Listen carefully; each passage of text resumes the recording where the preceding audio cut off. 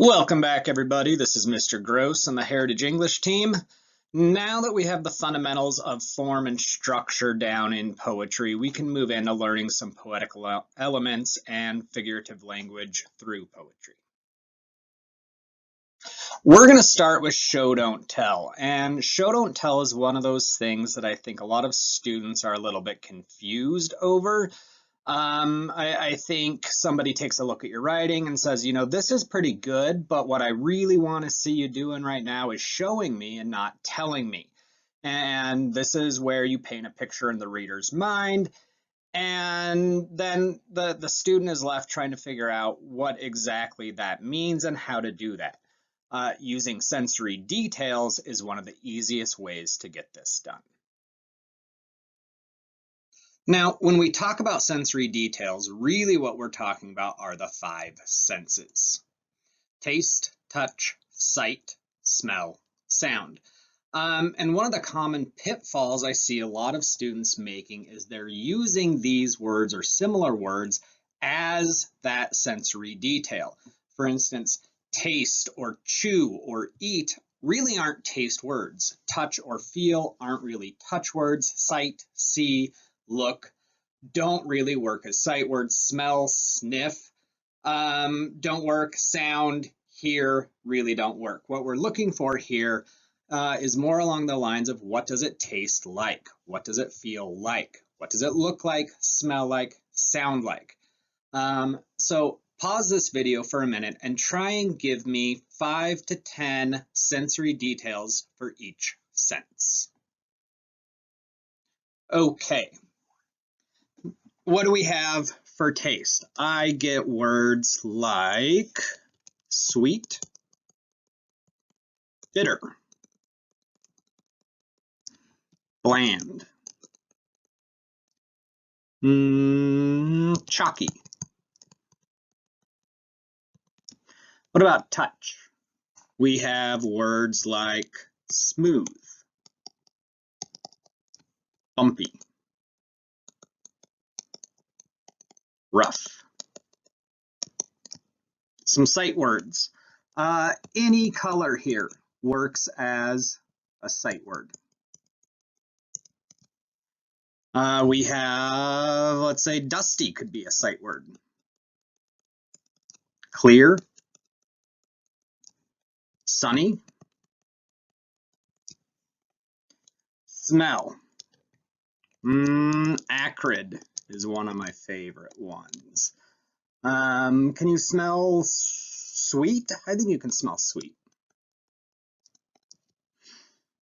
Actually, a lot of taste words work for smell. So all of these taste words, I think you can smell chalky, sweet, bitter, bland. What about sound? We have any onomatopoeia. And we're going to get to onomatopoeia later in this unit. But any sound or any word that is imitating a sound works as a sound word. So clap, buzz, snap, bang, all of those really work.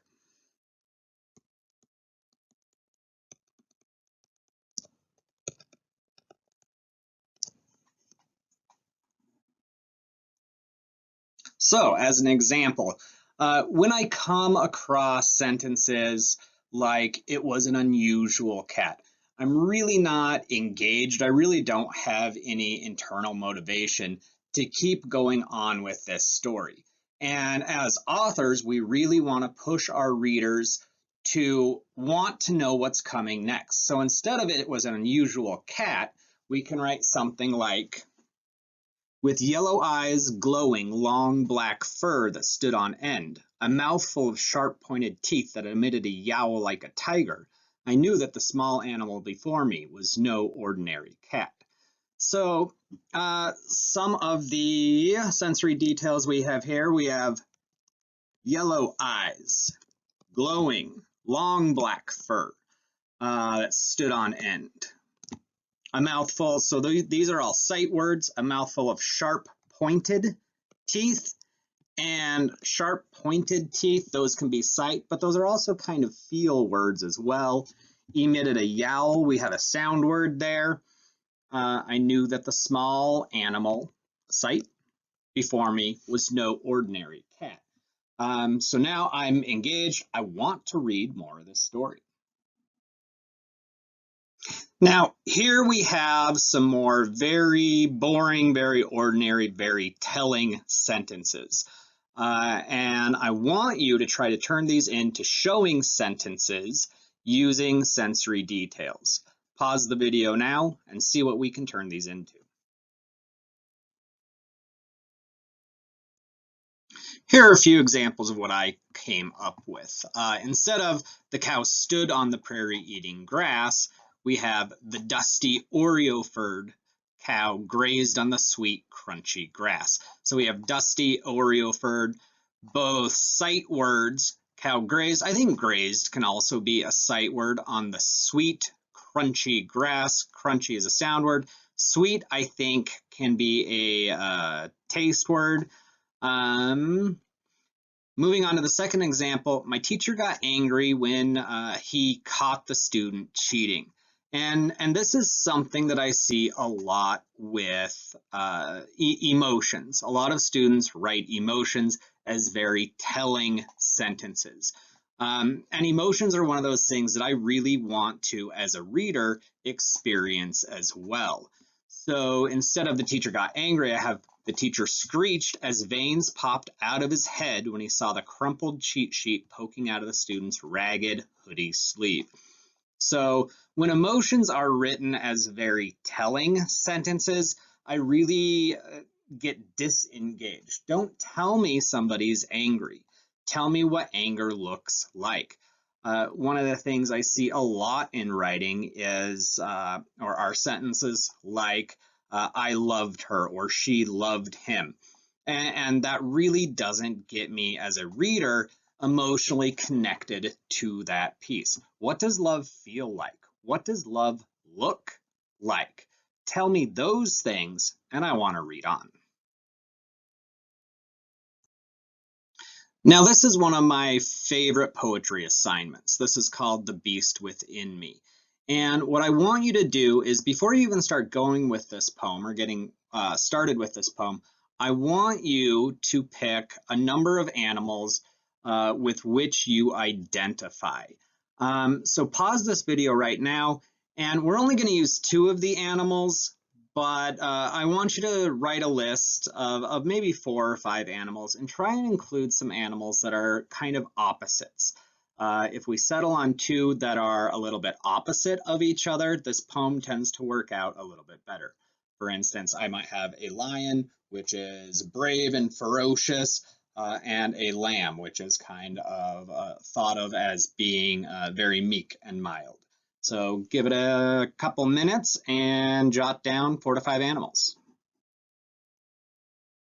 Okay, now you're going to write a 3-stanza poem. 1 stanza per animal, so that's 2 animals, and a rhyming couplet at the end. Each animal stanza should be 5 lines. That's 1 line for each sensory word. A line for sight, sound, smell, taste, and touch. So 5 lines per animal per stanza. The couplet at the end is a 2-line stanza, as we learned yesterday, and should tie both of the preceding stanzas, both of those 5-line stanzas together, but also it needs to rhyme. Also include 2 pictures, 1 for each animal that you choose.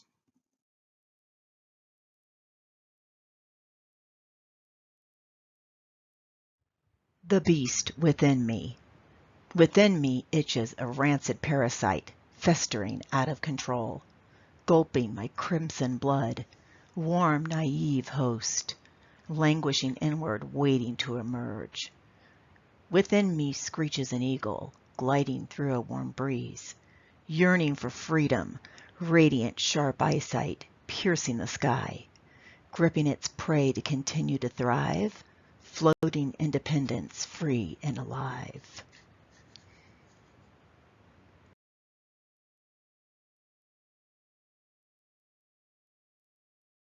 And here's my example of the Beast Within Me poem.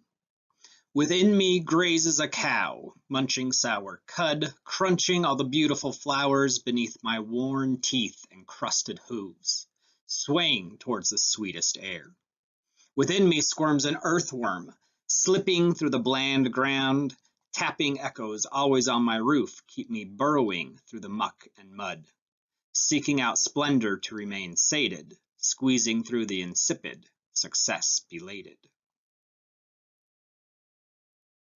And here are those directions again. Give this poem a shot.